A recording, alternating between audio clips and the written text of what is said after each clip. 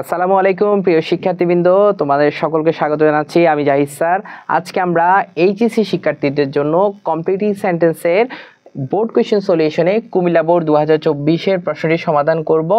দেখো তোমরা একটু, আমরা একদম টু দ্য পয়েন্ট খুব দ্রুত আলোচনা করে যাব, যেহেতু আগেও তোমাদেরকে এই ক্লাসগুলো করানো হয়েছে।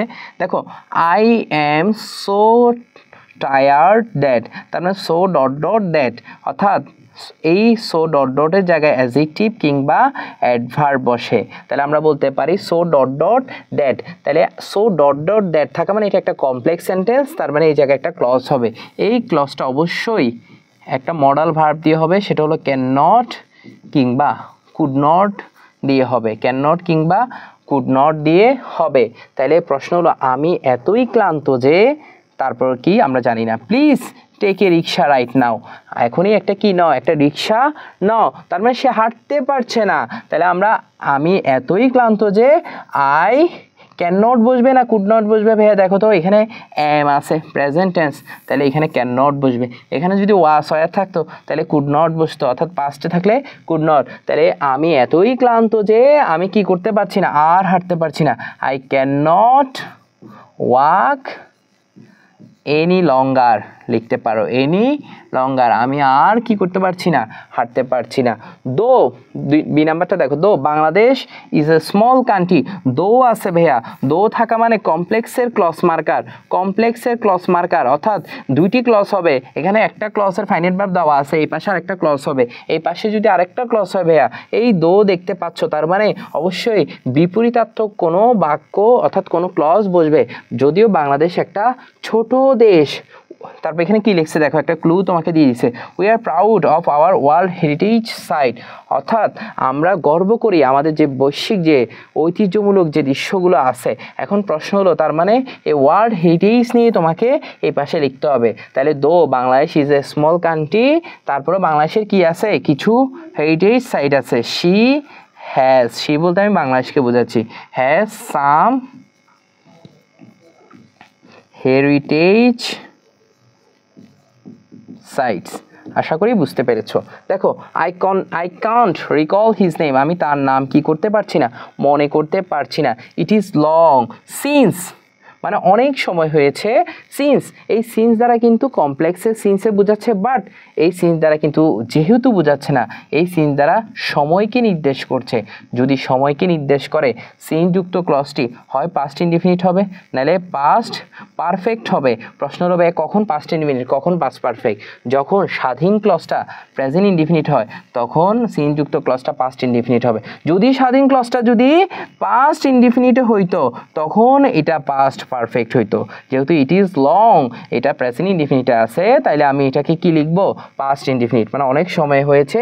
হিজ মানে একটা ছেলে, এখানে ছেলেকে নির্দেশ করছে, অর্থাৎ আমি তাকে সর্বশেষ দেখেছিলাম। তাহলে আই স পাস্ট ইনডিফিনিট টেন্সে হচ্ছে আই স হিম লাস্ট, সর্বশেষ দেখেছিলাম আমি তাকে, অনেক দেরি হয়েছে, এই জন্য আমি তার নামটি কি করতে পারছি না, মনে করতে পারছি না। She came to my room, দেখো এখানে একটা ফাইনাইট ব্যবহার হয়েছে পাস্ট ইনডিফিনিট টেন্স, সে আমার রুমে এসেছিল। ওয়াইল, এই ওয়াইল দ্বারা সাধারণত যখন বোঝালো, এই ওয়াইল দ্বারা যে এরপরে যদি কোনো ক্লজ বসাতে চাও অবশ্যই কন্টিনিউয়াস ফর্মে বসাবা। এটা ওয়াইল একটা কমপ্লেক্সের ক্লজ মার্কার। ওয়াইল দ্বারা সাধারণত চলমান কোনো কিছু, অনগোয়িং কোনো কিছুকে বোঝায়, অনগোয়িং চলমান কোনো কিছুকে বোঝায়। দেখো সে আমার রুমে এসেছিল, সে কি আমার রুমে আসতেছে এরকম কোনো কিছু না, সে আমার রুমে জাস্ট এন্ট্রি নিয়ে নিল, একটা নির্দিষ্ট সময়ের ঘটনা, এই জন্য পাস্ট ইনডিফিনিট বসেছে। কিন্তু ওয়াইল দ্বারা কোনো চলমান কোনো ঘটনাকে বোঝাচ্ছে, একই সময়ের চলমান কোনো ঘটনাকে বোঝাচ্ছে। তাহলে ওয়াইল দ্বারা যে ক্লজটি যুক্ত হবে সেটা অবশ্যই কন্টিনিউয়াস ফর্মে হবে। তাহলে যখন সে আমার রুমে এসেছিল আমি তখন ঘুমাচ্ছিলাম, আমি তখন টিভি দেখছিলাম, তুমি যা করছো সেটা লিখবা। তাহলে আই এম স্লিপিং লিখতে পারো, আই এম ওয়াচিং টেলিভিশন লিখতে পারো। যেটা সরি এখানে তুমি টেলিভিশন লেখার সুযোগ নাই, এখানে দেখো কি লেখা আছে, এই জন্য পুরো কমপ্লিটিং সেন্টেন্সের সম্পূর্ণ বাক্যটা পড়তে হবে। She did not wake me up, সে আমাকে জাগিয়ে তোলেনি, অর্থাৎ তার মানে আমি ঘুমাচ্ছিলাম। আই এম স্লিপিং, এটাই রাইট, অর্থাৎ আই এম ওয়াচিং টেলিভিশন এটা দেওয়ার সুযোগ নাই। সরি এখানে এম হবে না, এখানে ওয়াজ হবে। কেন ওয়াজ হবে? আমরা এখানে দুটো মিস্টেক করে ফেলছিলাম। ওয়াজ হবে কেন? কারণ এখানে কেম আছে, পাস্ট ইনডিফিনিট টেন্স, অর্থাৎ অতীতের কোনো ঘটনাকে এখানে নির্দেশ করছে, অর্থাৎ I was sleeping, I was sleeping. ঠিক আছে, আশা করি বুঝতে পেরেছ।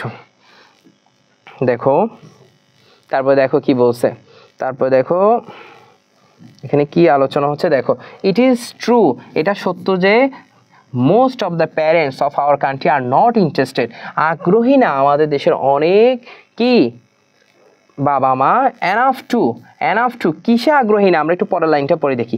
দে থিঙ্ক, তারা চিন্তা করে, এডুকেটিং দেয়ার ডটার্স, তাদের সন্তানদেরকে অর্থাৎ তাদের কন্যাদেরকে এই তোমার শিক্ষা দেওয়াটা is nothing but A wastage of time and money, অর্থাৎ তাদের সন্তান অর্থাৎ কন্যা সন্তানদেরকে পড়াশোনা করাটা একদম কি সময় এবং টাকার অপচয় হিসাবে তারা ধরে নেয়। এই জন্য তারা আগ্রহী না, এনাফ টু, আগ্রহী না, টু আছে তার মানে এরপর একটা ভার্বের বেস ফর্ম দিয়ে আমরা একটা ফ্রেজ লিখে ফেলতে পারবো।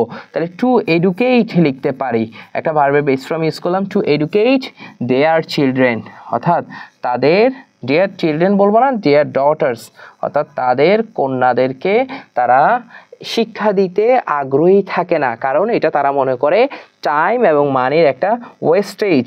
ঠিক আছে, তারপরে দেখো কি আছে, there are many helpless people around us, আমাদের চারপাশে অনেক হেল্পলেস মানুষ আছে।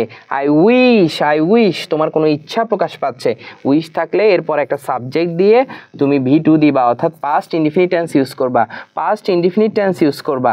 এই পাস্ট ইনডিফিনিট টেন্সে বি ভার্ব ইউজ করলে অবশ্যই ওয়ার ইউজ করবা, ওয়াজ ইউজ করার সুযোগ নাই।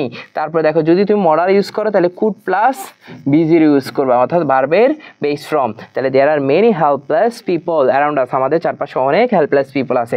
আই উইশ, আমার ইচ্ছা, যদি আমার শখ, আই কুড হেল্প দেম, আমি যদি তাদেরকে সাহায্য করতে পারতাম, সে একটা ইচ্ছা প্রকাশ করছে। কেমন?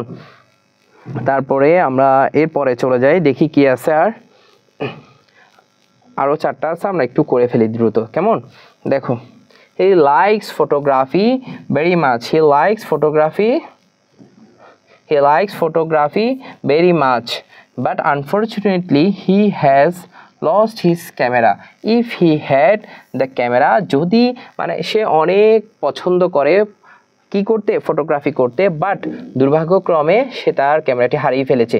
If he had the camera, যদি তার ক্যামেরা থাকতো সে অনেক ছবি নিত। একদম সিম্পল, তোমাদের ক্যামেরা থাকলে, আইফোন থাকলে, তোমরা তো কোথাও ঘুরতে গেলেও ছবি তুলো, বসে থাকলেও ছবি তুলো, কারণ আইফোন আছে, আইফোনের ক্যামেরা অবশ্যই ভালো।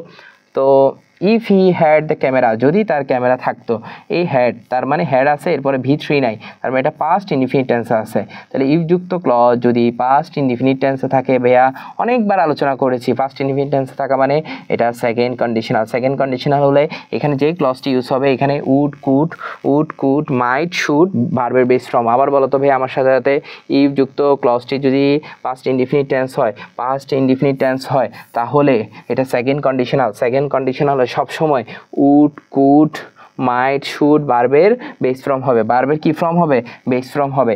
যদি তার কি থাকতো, ক্যামেরা থাকতো, হি উড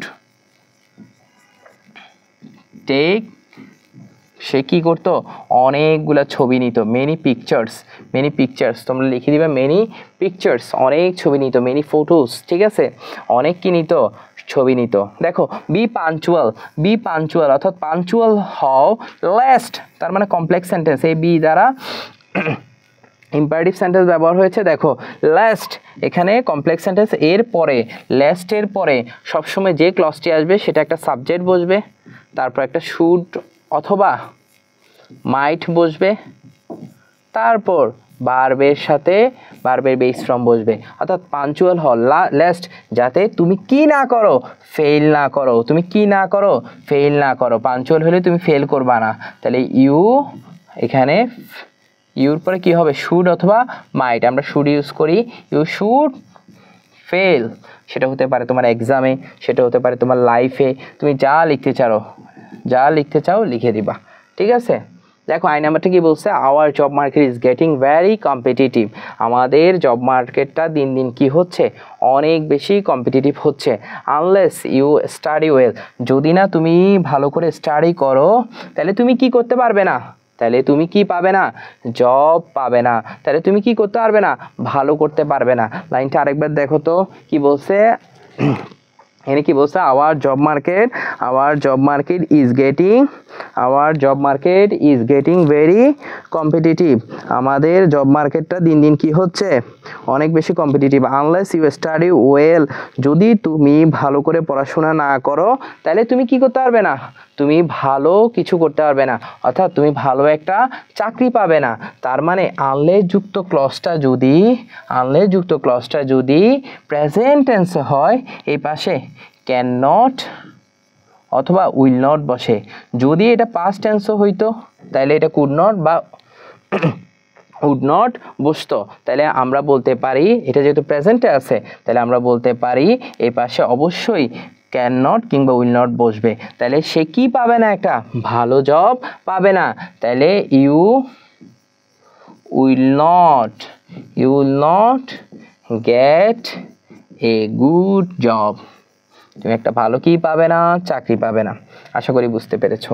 দেখো it is too hot, too এখানে T-O-O মানে এটা এতই গরম, এতই অর্থ ব্যবহৃত হয়েছে, এতই গরম যে ইনসাইড দ্য রুম, অর্থাৎ রুমের ভিতরে এতই গরম যে উড ইউ মাইন্ড মানে কোনো কিছু করতে বলা অর্থ উড ইউ মাইন্ড বলে, উড ইউ মাইন্ড অর্থাৎ তুমি কি এটা করতে, মানে কোনো কিছু মনে করবে কি না সেটা যাতে মনে না করে, অর্থাৎ বিনয়ের সাথে বলার ক্ষেত্রে উড ইউ মাইন্ড ব্যবহার হয়। আজকে থেকে মনে রাখবা, আমি কিছু জিনিস বলে দিচ্ছি।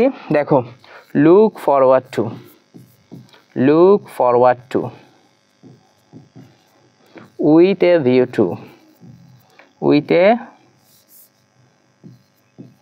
view to, তারপর হলো যে তোমার বাই, তারপর হচ্ছে যে উইদাউট এবং উড ইউ মাইন্ড, এই শব্দগুলো থাকলে এরপরে অবশ্যই একটা ভার্ব প্লাস আইএনজি দিয়ে দিবা। কি দিবা, ভার্ব প্লাস আইএনজি, এবং একটা ফ্রেজ হবে, কোনো ক্লজ হওয়ার সুযোগ নাই। It is too hot inside the room, অর্থাৎ রুমের ভিতরে অনেক কি গরম পড়ছে। Would you mind opening the window, open এটা তো ভার্বের বেস ফর্ম, এর সাথে ওপেনিংয়ের সাথে আইএনজি যুক্ত হবে, ওপেনিং দ্য উইন্ডোজ, অর্থাৎ তুমি কি জানলাগুলো খুলতে কিছু মনে করবে, অর্থাৎ এটা খোলার জন্য সে বিনয়ীভাবে তার কাছে রিকোয়েস্ট করেছে। কুমিল্লা বোর্ড 2024 এরই মাধ্যমে আমরা শেষ করেছি। তোমরা আগামী ক্লাস দেখার জন্য আমন্ত্রণ রইল। সে পর্যন্ত ভালো থাকবে, সুস্থ থাকবে। আসসালামু আলাইকুম।